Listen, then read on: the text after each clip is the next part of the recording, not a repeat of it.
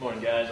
So we're going to be talking today about breaking down the wall, how to hack, reinforce all the security features of firewalls. I'm Brandon Yaki. I'm Tiana. Nick Weber.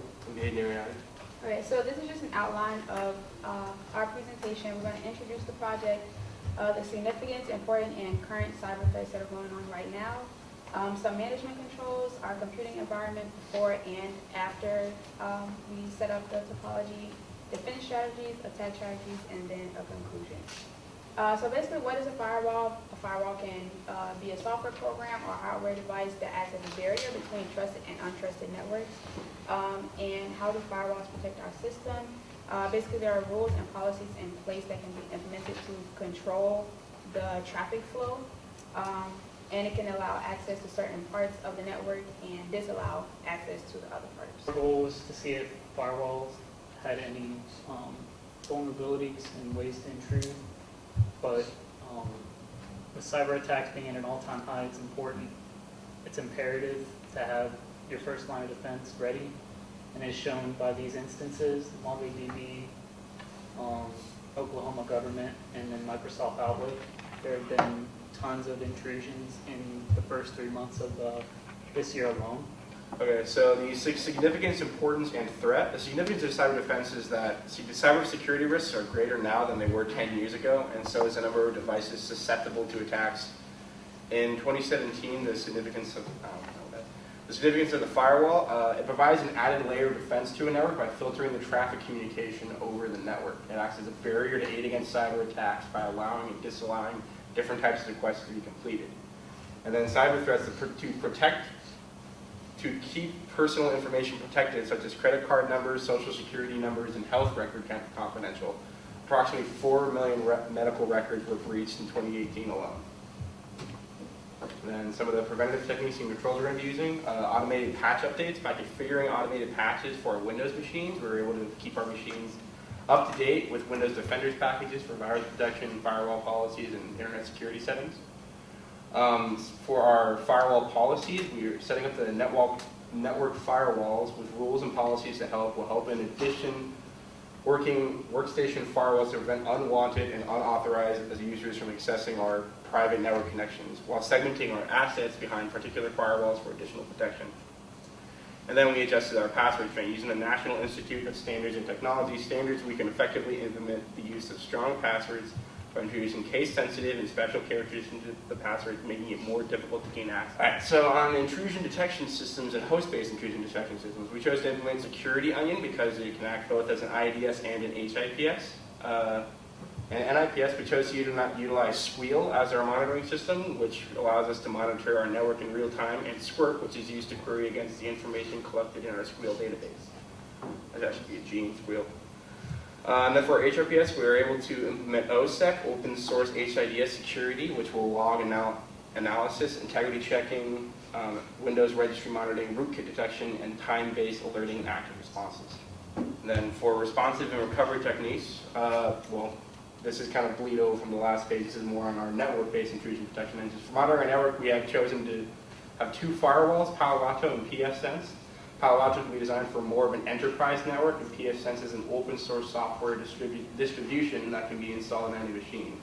Palo Alto and pfSense are both able to respond in real time to requests made to the network. And then for recovery, if our machine gets compromised, there are several steps we took in place in planning in case a machine gets compromised.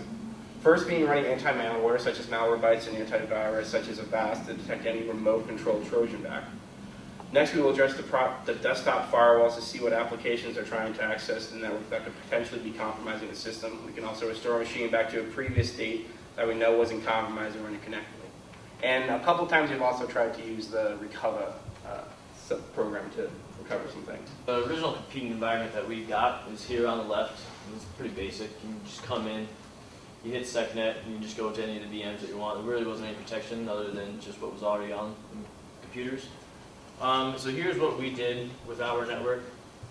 You can see how information flows. We left one Ubuntu machine outside of our network in the untrusted, so we could have a honeypot there. So if anybody wants to come in and try to find any information before you even get into our network, It is just a whole bunch of information, just trying to get you to go reach at it right away. So I don't even have to have you come over on the other side of my network where all my assets are. We have the management interface right here at 74, and that gives us access to all the firewalls that we have implemented. We have 2 Palo Alto ones and 1 pfSense one.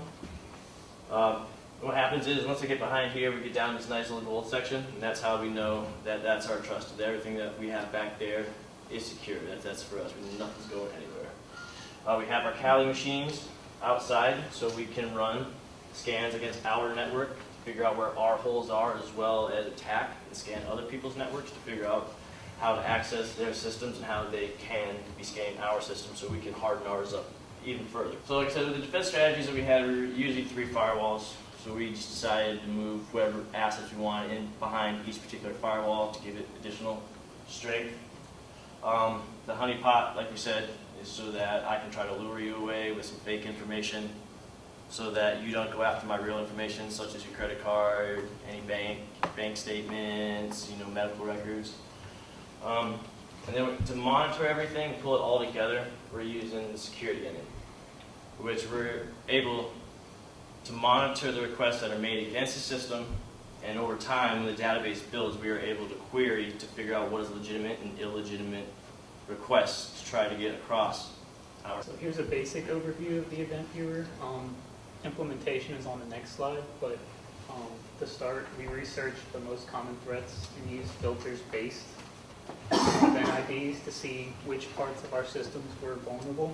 Its importance coinciding with the firewall functionality is crucial because it gives users more of a visual context, because most of the time, you're not able to see what's going on your network. So the event viewer allows you to sift through the logs and information. Yeah, it lets users go through the logs to see what information they might not normally see, and allows us to set alerts and warnings beforehand, before intrusions occur.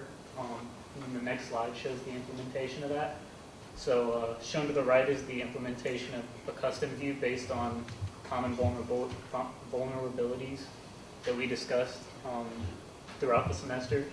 The first one I implemented was 1125 through 1129, which is normal firewall rules and setting changes. ID numbers 2004 to 2033, our user account changes and failed login attempts, and 4600 to 4700 were failed login attempts, and then 2004 to 2033 were user accounts. Again, implementation was done by listing event IDs and ranges separated by commas. The vulnerabilities we tested for were ones we emphasized throughout the course, and were very much related to firewall implementation, as we talked about. But as shown there are the values that I laid out. And then once you hit OK, it pops up with the custom view. So these are the firewalls that we are introducing Palo Alto. We chose to put more of our machines behind them because we can monitor everything from it, and we could set all the rules in real time. So if there was a request that we didn't like, we could immediately make a policy to fix and correct that request if someone's trying to get information from where they weren't. So here's just a demonstration of we're just setting up a ping rule. So what it is doing is not allowing anybody to ping anything behind our firewall, so you can't figure out it's there, so you can't run any scans against us. So it's really just trying to stop you dead in your tracks and deter you from trying to access our firewall systems. What we're doing is setting it to deny, so that anything that's trying to come in that is a ping request is automatically denied while we're still able to have internet connection to flow freely from the internal trusted to the external untrusted networks. So, this slide, okay. So this slide is talking about Security Onion, if I can speak a little bit. So, Security Onion, we're primarily using 3 programs for the source of our program. We're using Snort, Squeal, and Squirt. Snort is the base level first intrusion detection system that collects all the data from packets coming in. That is stored via MySQL in a database for later use by Squirt and Squeal. It uses Barnyard to decode IDS alerts. SangCP gets TCP session records. TCP flow extracts all ASCII dumps. POF gets the operating system fingerprint, so you can actually know what the operating system of the system that sent that packet is. And then TC dump and Wireshark just gives more general information about them. All right, well, this basically on the left here, or right, is showing a packet that I saw on Squeal first. Here it is on Squeal. This is actually from one of our virtual machines, our Kali machines. It's just anything going in or out, Squeal picks it up. This is it displayed in Squirt, and then if we zoom in a little bit, this is giving more information on it. It'll zoom in a second, where you can see it explaining what it is. So this is believed to be possible cookie-based backdoor use in Drupal attacks. I would have gone more into Squirrel. Also does Squirt really does really nice views of all the past, all the traffic and how big it is. But sadly, our security game crashed last night when I was working on it. So.